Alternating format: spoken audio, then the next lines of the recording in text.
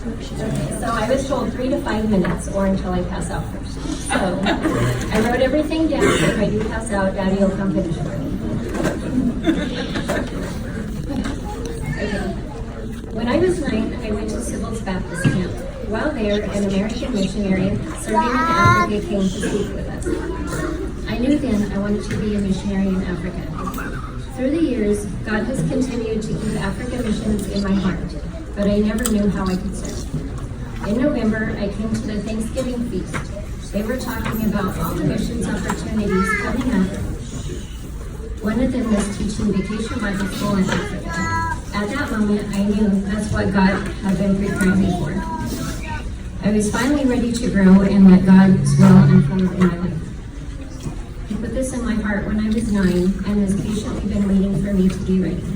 And I'm so excited with what God is doing in my life, and so excited that after 35 years, I finally got to go do missions work for him in Africa.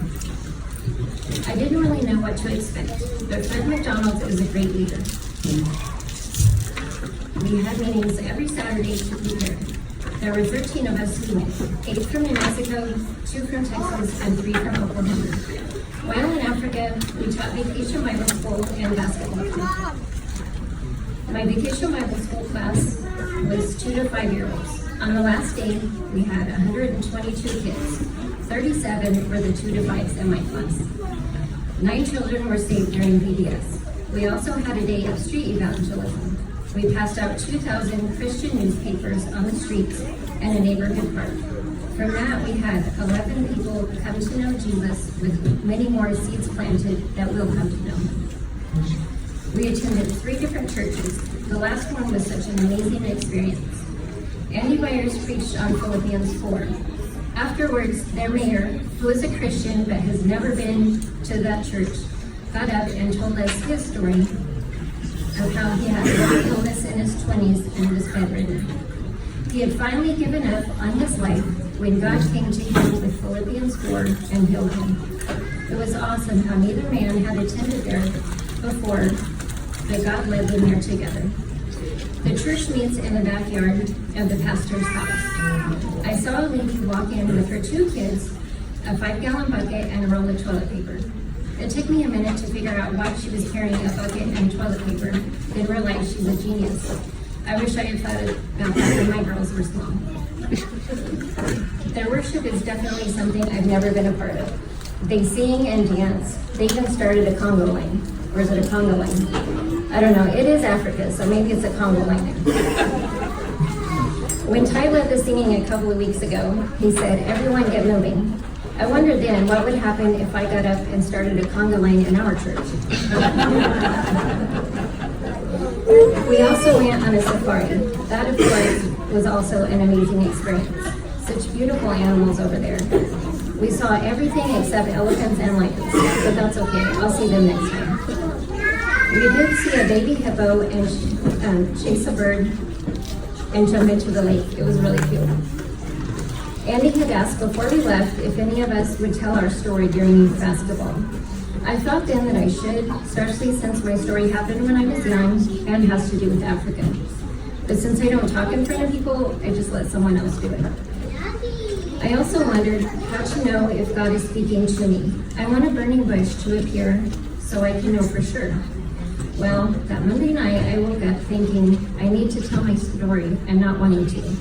So after 2 hours of laying there, I got up and finished my story. I practiced it for a while, then said, "Okay, God, I'm going to do it. Please let me sleep." Then I was too nervous I was going to have to talk in front of people that I still couldn't sleep. I was super excited though that God had spoke to me, and I knew it even without the burning bush. So let me tell you my story. I was raised in church and knew to get into heaven, you have to pray and ask God into your heart. At a young age, I knew I had not done this. So when I was alone, I was scared, wondering if the world had ended and I was left behind. I'd turn on the TV or go outside and make sure others were there too. Nights were horrible. I'd wake up and just lay there terrified Jesus had come back and not taken me. When I was 10, I finally talked to someone at my church and we prayed together. I asked Jesus into my heart and to forgive my sins, and when I die or the world ends, to let me live in heaven. After that, I was confident I was going to heaven. I wasn't scared anymore, and I could sleep at night. Asking God into your heart gets you into heaven, but having a relationship, reading your Bible, praying, helps know Him and be closer to Him, and helps you in your daily life. When I was 9, God put it in my heart to go to Africa and tell people there about Him. That was 35 years ago.